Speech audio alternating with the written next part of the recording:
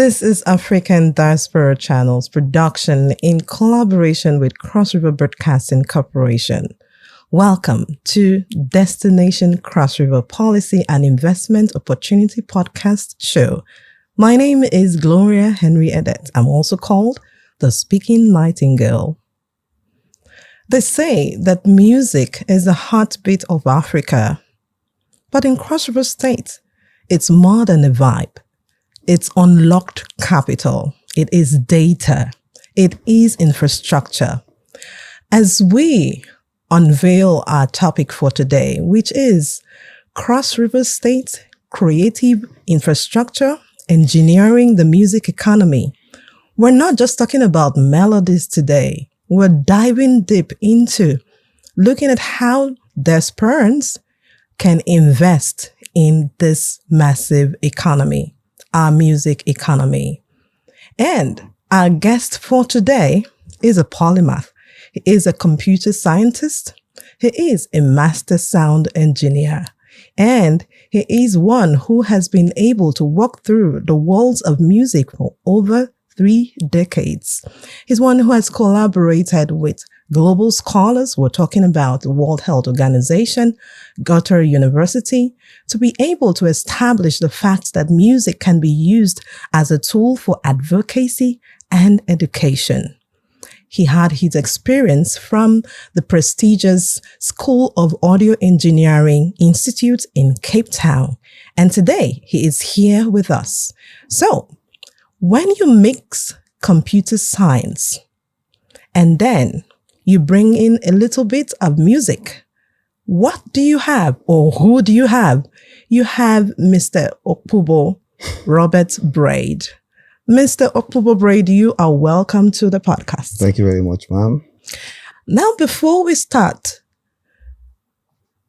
we know that you studied statistics and you also studied computer science. Interesting. And that means for someone who is a master sound engineer, you have to be looking at production, or the ears that you have would be different from that of a traditional sound producer. So how does it feel for you being all that you do, or doing all that you do, or wearing the caps that you wear, being a sound engineer, being a computer scientist, being an analyst? And how do you manage to be different from the local traditional sound engineer? I would just say that music is art and music is science. So music as an art, you deal with frequencies, you deal with numbers, you deal with acoustics that has to do with physics and all that stuff.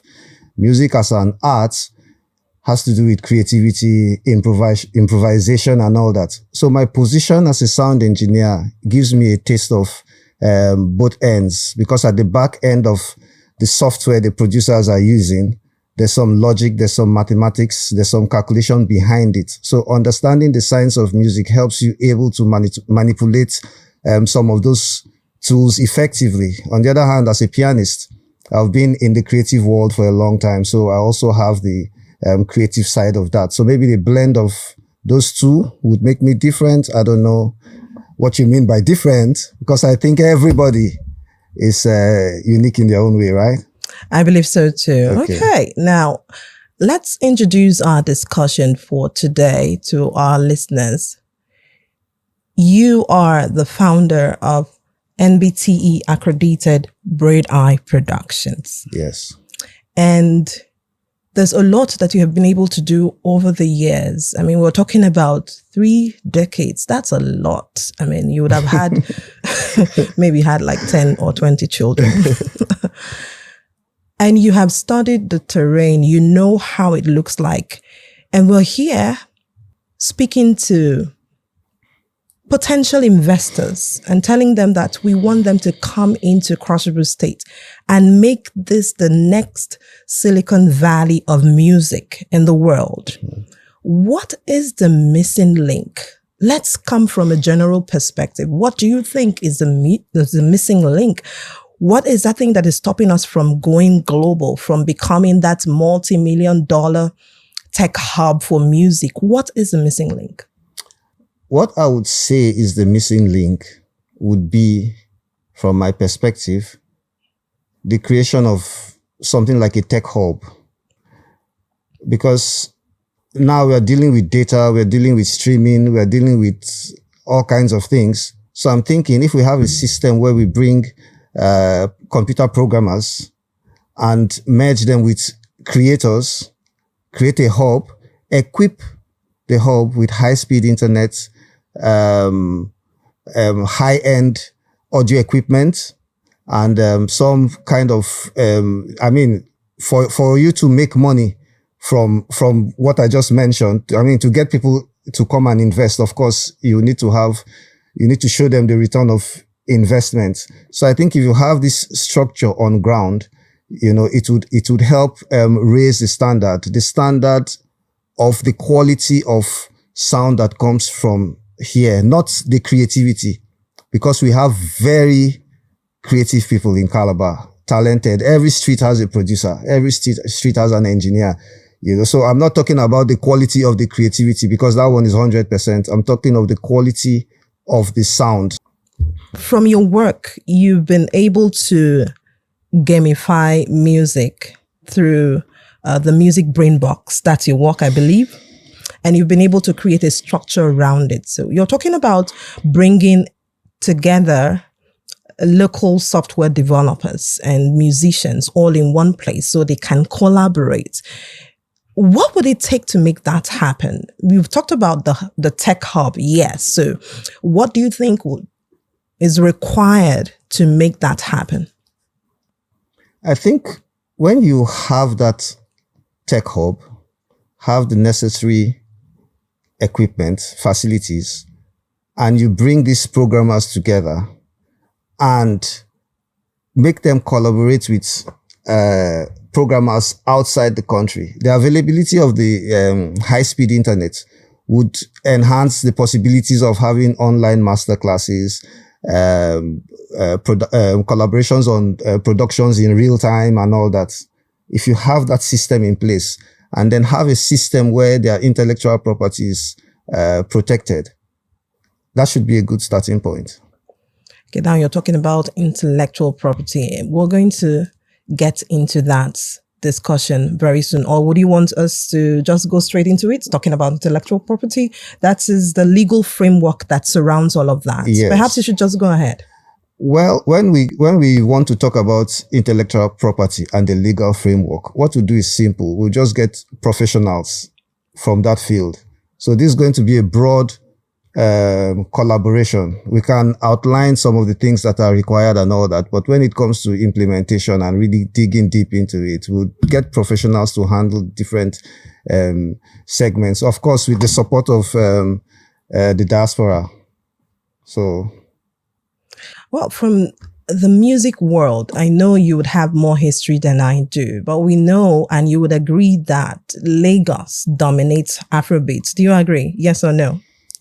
Not completely. Well, okay. Yes, let's just put it that way. Oh, just talking about dominance. We're not saying that they occupy the entire space. Yeah, most of the time you have to go to Lagos to, move out. But it's changing now because we have people in Calabar who are known all over. And oh, yes, our rhythmic heritage is global. It has global quality.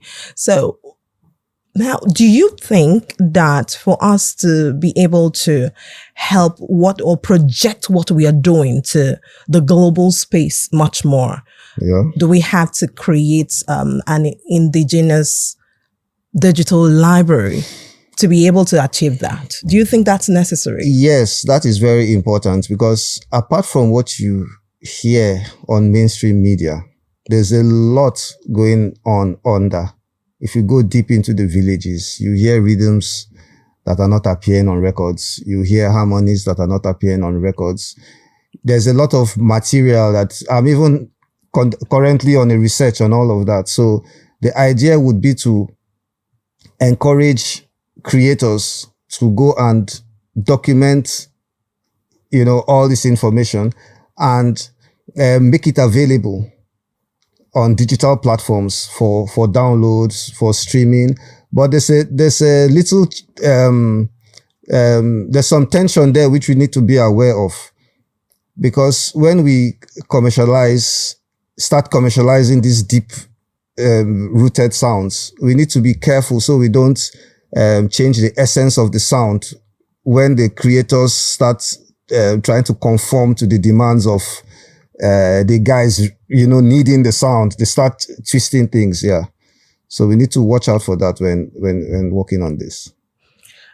Your experience as a pianist and an engineer would give you a wider perspective on the question I'm about to ask. And that is the issue of quality control. Do you think that we have a quality control problem here? Yes, we do. I already touched on something that sounded like this.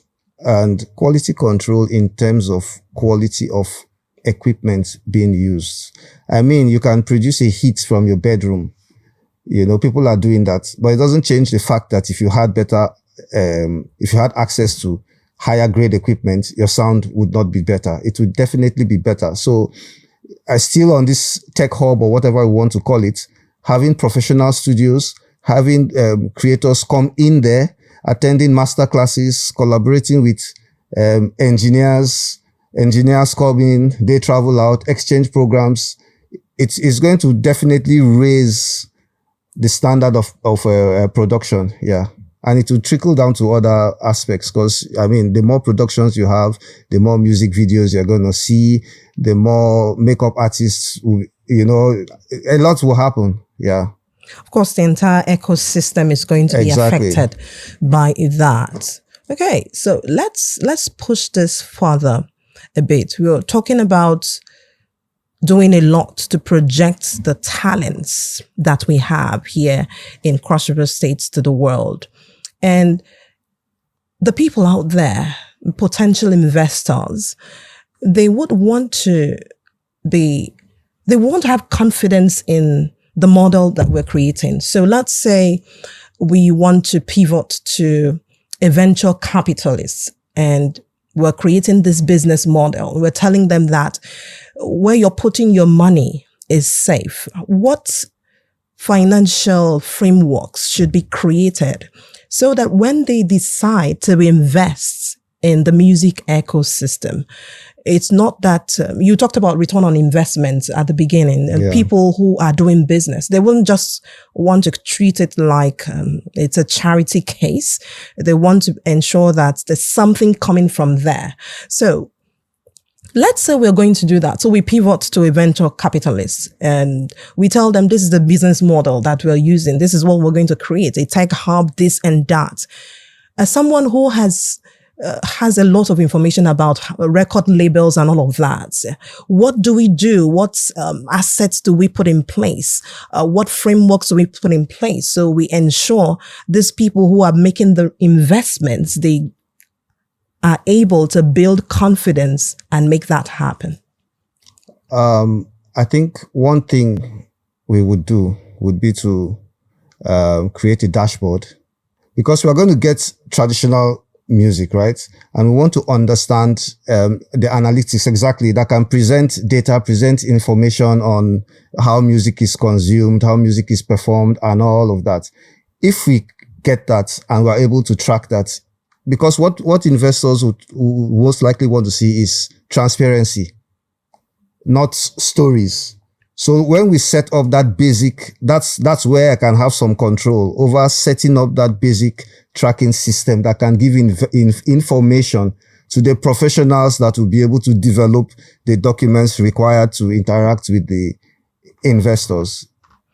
Your outfit, Braide Production, is accredited by NBTE. That's the National Board for Technical Education. And so you have an experience about certification. We have young people, budding talents who are going to get into the creative space, and some of them are already there. So let's say that infrastructure is set and we need to protect their interests. So how do we go about it? Because we do not want a situation where they come in and they begin to create stuff and they lose confidence in the system that we have created because we did not put certain things in place. So what has to be done?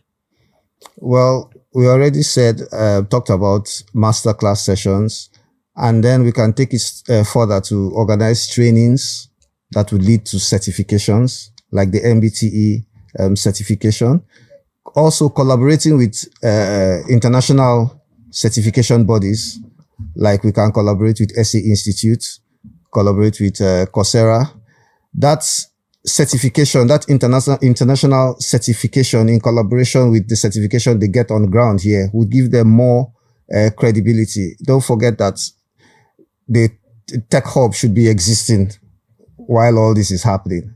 So with that tech hub and the high-speed internet, collaborations, there will be a lot of collaborations. There'll be a lot of money made in dollars. A lot of producers now produce, for artists abroad without even seeing them. So there'll be a lot of work going on. All right. So thank you so much. So far, so good. You are a mathematician, computer scientist, all of that blended into it. So you understand the fact that when we say, I had said from the beginning that music is not just a vibe here in Cross River State, it's data. So I'm sure you can relate with that. And so, do you think that it is necessary for professionals in diaspora who are interested in investing in the music economy, who may be concerned about the data, the flow of data? Do you think that they should set up some kind of system or mechanism to study or to flow or to check the production of music and the way music is consumed over here? Do you think that is related to whatever it is would be their return on investment? Do you think that is necessary? Yes, but of course, I would suggest that the ultimate goal should be to create a streaming platform, to cover our products from this area. There's also a lot of software companies rely on samples. Right now, with AI relies on data, and we don't have enough data of our indigenous music. There are a lot of rhythms that don't even have theories behind them. So that's actually a huge problem there. Yeah, that's a huge problem. There are a lot of harmonies that have not been documented and all that. So there's a huge demand for fresh stuff. Now everybody on the internet is smart, because once you type stuff on AI, it gives you a smart answer, even if that's not how you are. I see messages now, and this message is not from this person. It's not a human being. Yeah, it's not from this person, but so now people are making music online using AI and all that stuff. So creating access to this rich data, which is just existing but doesn't exist as soft copy. You understand? It's a huge channel for income with the right metadata that will contain origin, how it's played, maybe even down to how the drum is made using QR codes and all that. It's it's something that cannot be discussed in 1 minute. Okay, so now I want to ask a personal question. You just talked about AI and music. People are using AI for everything. I mean, you can, but they don't use AI to cook. I don't know why they haven't done that yet. So, do you think that poses a problem in the music industry? That question is directed at you as an individual. You are someone who understands the layout of how tech works. So do you think that that's a problem in the music? Because I think that music is something that is created naturally. It shouldn't be cosmetic, if I'm permitted to use that word. It should be something that flows organically. It's not something that you cannot match with that human touch. You find that people write music and sometimes they flow from their personal experiences. So, as an individual, one who has mastered the length and breadth of the music industry, you've worked with different individuals, and you have been in that era when there was no AI, and now we have AI, and you can tell the difference. But do you think that that's a problem? It's a problem and it's also a solution, because when everybody starts looking so smart, it's if everybody looks smart, then it creates a level playing ground for you to stick your head out. It's like having a chef standing here, the best chef in the world that can cook anything, but would only cook when you tell it what to do. So if I'm also a chef, I'll know how to fine tune my prompts to get the right results. So now when it comes to making music, anybody can just say, I want a sad song, or I want an audio jingle for our tech hub if it's ready to start. And AI just brings out lyrics, AI just brings out beats and all that stuff.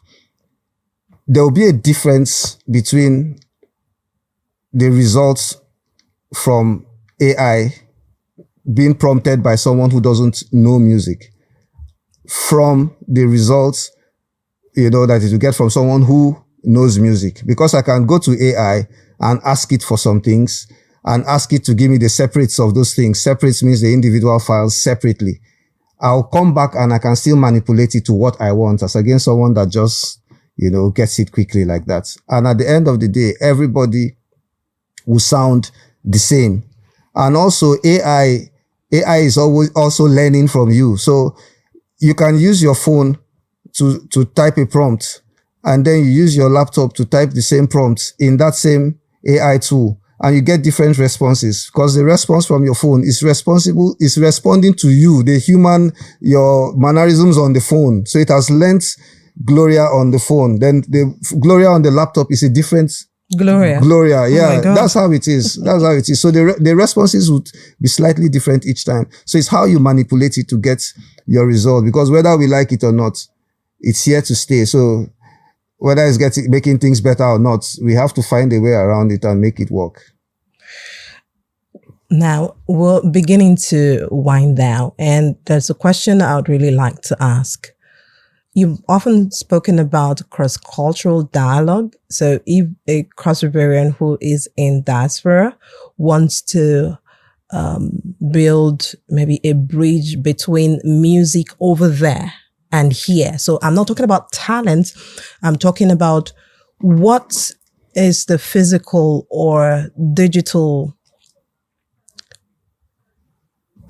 would I call it equipment, or what physical or digital the software would be required to make that happen? If I am a cross-Riverian and I am in diaspora, for instance, and I want to create that bridge between a music scene in diaspora and here, what would I need to make that happen?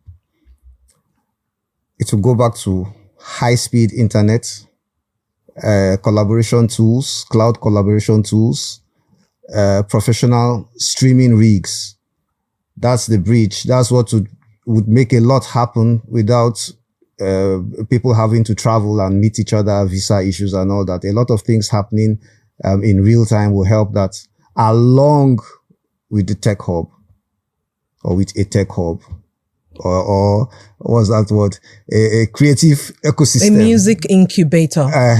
Something like that. But I don't like putting the word music, because it feels as if we are restricting it to what we hear. Because music, a lot of things surround music. Dance surrounds music. Fashion surrounds music. Everything is surrounded by, even the sounds we hear are all. So what you're saying is, whatever ecosystem we're trying to create, or we want to create, or the investors should be interested in, it should be all encompassing. It should have a little bit of everything. Is that what you're saying? Yeah, a little bit of everything, without losing, if I was the one making it happen, without losing the focus on the software developers and the creators. Let me use the word creators, not music, and the creators. Those two elements are very important. And we have very good programmers in Calabar. From here, they just go out and make it. From here, they go out and make it. There are a lot of people inside this town. Okay, so maybe we need to highlight that you have projected these facts again and again. We have good this here, we have good seriously, not hype. Honestly. Okay, so can you share that a bit? No, I won't want to go to start. No, let's not go into that. Yeah, a little bit, because we're telling them, look, we're ripe for investment. We want you to come in.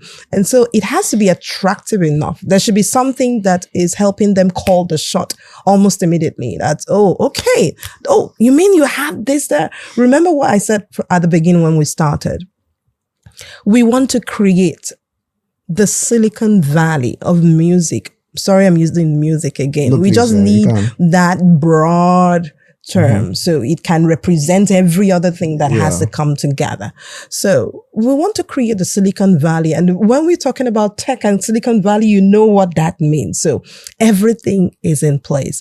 And we're telling them this is what we have. But they would also want to know if we have the right components, we have the right resources, we have the right talents in place. So I don't think it's out of place for you don't need to go into specifics, but just highlight that, look, we have good stuff here. And people want to ask, what is the good stuff that we have in Cross River State? What are we selling out there? You want us to create a tech hub here? You want us to, that will be able to represent and capture and create something like a potpourri of all the good things that we have here in Cross River State and sell it out into the global market. So they want to know how good it is. They want to know, does it really taste good? What are the components making it taste good? So I think you should shoot.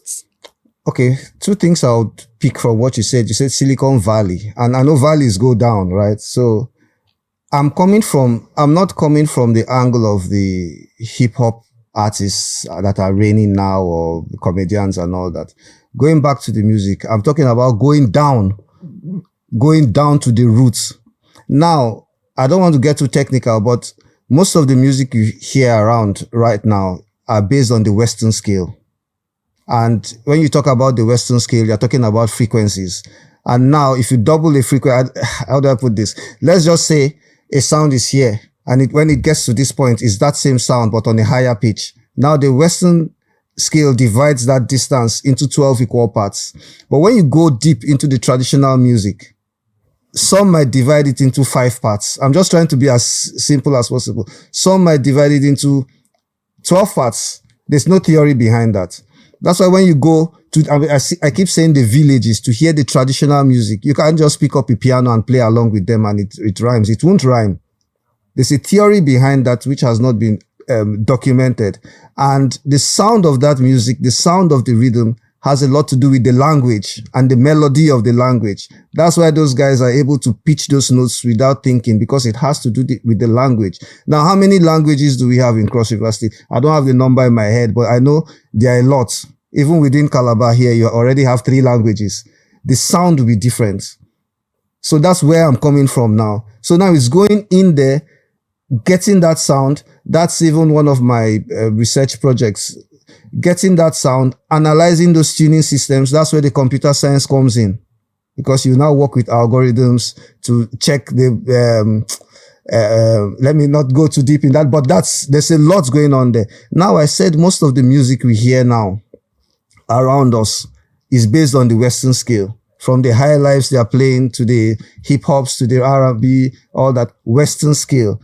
Now, imagine, and that's based on one region, let me put it that way.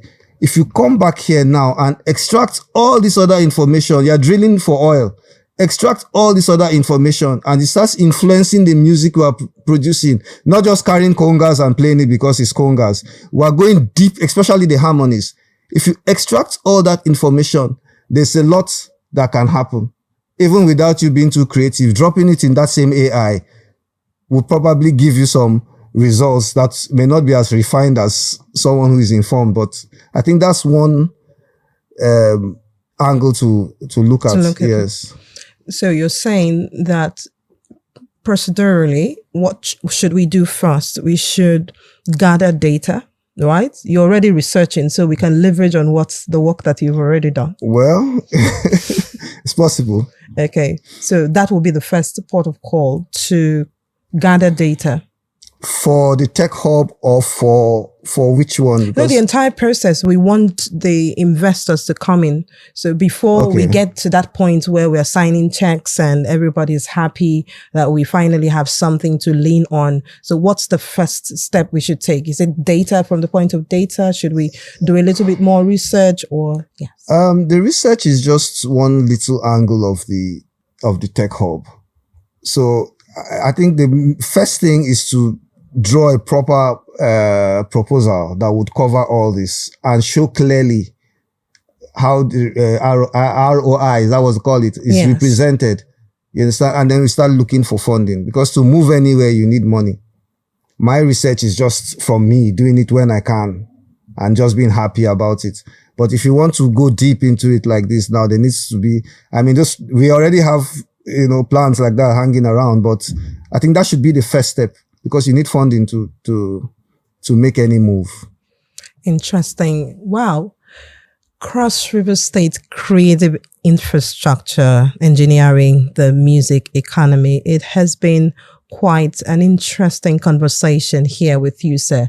And as we wrap up our conversation today, we want you to lend your voice, number one, to the people in your constituency. Speak to them. What do you have to say to them? Anyway. Well, you know what I mean. Okay. Talk to them. Leave a word with them. And then you'll also leave a word for investors, our potential investors. And I want you for 1 minute, you should switch from being who you are to being a potential investor. What would you be saying to that investor? Or if you were a potential investor, what would you be saying to us here as we get ready, as we prepare ourselves to position Cross River State for the next big thing? So first of all, speak to the music people or the people in the creative economy. Leave a word with them. There's a lot going on there, and you know that better than us. Yeah. And so there's something that you want to say to them. And then, of course, like I said, switch as an investor. Tell us how we should adjust ourselves in readiness for the next stage. Well, to the creators or music creators, I would say, first of all, to those because there are a lot of creatives that don't have the basics, but it doesn't stop them from being creative. Sometimes they are more creative than people who have so much theory, because if you're not careful, theory can stand in your way sometimes, because you're always trying to be so correct. And then it's one mistake that now makes the hit. So I'll just ask them to try and balance it out, and keep working. Don't get too comfortable. Keep working, keep going online to check what's going on, keep up with current trends, and be patient. Because if this discussion is anything to go by, I think we should be thinking about, creating that ecosystem that can, attend to their needs. And then as the investor, for once I felt like I had $1 million. Well, basically I would want to hear what you have, because anyone can write anything on paper. Everyone is smart now. So I want to listen to some samples, listen to some examples, and also, like I said, see how we are going to work to get the dashboards and all that. Just give a detailed overview and let me know how, first of all, the project would impact the creative sector here, because I would be investing with passion, not investing as a strict businessman, because already we've been investing. We just finished the creative media bootcamp for teenagers, and we taught them a lot of things: makeup, set design, film production, photography, etiquette, all kinds of things, just giving them a mixed grill, just to prepare them. So we're already on that, so I want to see that that's possible. And then I think I'll be able to throw my money in there and expect returns to throw back again. Thank you very Oh, much God. to the man who is decoding the African DNA of music, or the DNA of African music, rather. And thank you for also representing the creative economy on stage today. Thank you so much. Thank It you has very been much. an incredible session with you.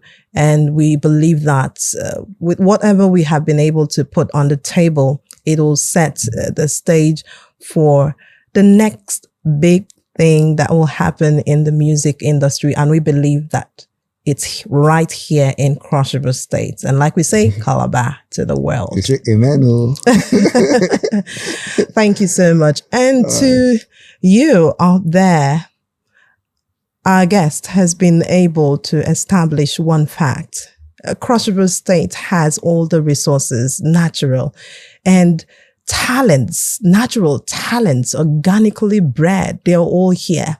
But one thing is clear. Infrastructure is a refinery, and we need to get it working. Destination Cross River is not just on the map. It is the frontier for innovation. So the ball is in your court. From today, would you leap into this opportunity that is waiting? It's waiting for you to step right in so we can bring about the transformation that we need and set Cross River State on the global map. Of course, we're already there, but we need to shine more and more. That's all we can take on the show today. And once again, my name is Gloria Henry Adet. I am the speaking nightingale. Until we come your way again, stay calm.